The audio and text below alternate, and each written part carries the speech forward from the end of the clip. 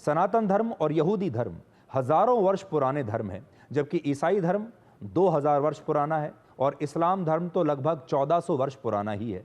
क्योंकि ये नए धर्म हैं, इसलिए जब इनका विस्तार हुआ और ये दूसरे देशों में पहुंचे तो इनका पुराने धर्मों से संघर्ष हुआ, विचारधाराओं में संघर्ष हुआ, जिसमें कुछ पुराने धर्म समाप्त हो गए और जो धर्म आज रह गए उनके साथ इनका आज भी संघर्ष जारी है। जैसे सनातन धर्म और यहूदी धर्म आज भी बचे हुए हैं, इसलिए इन धर्मों का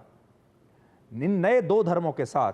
लगातार संघर्ष चल रहा है, क्रिश्चियनिटी के साथ और इस्लाम के साथ। यहां आपको यह बात भी समझनी होगी कि ईसाई धर्म, इस्लाम धर्म और यहूदी धर्म तीनों एक दूसरे से जुड़े हुए हैं। ईसाई धर्म को शुरू करने वाले जीसस क्राइस्ट खुद एक यहूदी थे और क्योंकि उन्हें यहूदी होते हुए उन्होंने एक अलग धर्म ईसाई धर्म को बनाया,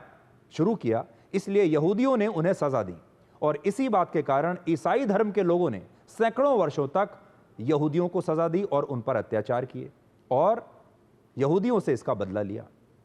इसी तरह इजराइल के भूखंड पर जब अरब के मुसलमानों का कब्जा हुआ और बाद में यहूदियों ने इन फिलिस्तीनी मुसलमानों को इनकी भूमि से हटाकर वहां फिर से इजराइल नाम का एक देश बना दिया, तो इस्लाम धर्म और यहूदी धर्म के बीच भी संघर्ष शुरू हो गया, जो आज तक चला आ रहा है।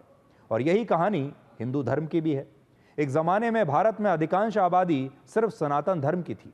लेकिन बाद में जब इस्लाम धर्म की उत्पत्ति हुई और मुस्लिम आक्रमणकारी भारत आए तो इन दोनों धर्मों में भी एक टकराव शुरू हुआ और सैकड़ों वर्षों के बाद स्थिति ये हो गई कि 1947 में जब भारत आज़ाद हुआ तब धर्म के आधार पर भारत का पहला बंटवारा हुआ और हिंदू और मुसलमानों में भारत का बंटवारा करना पड़ा। भारत और पाकिस्तान अलग अलग हुए।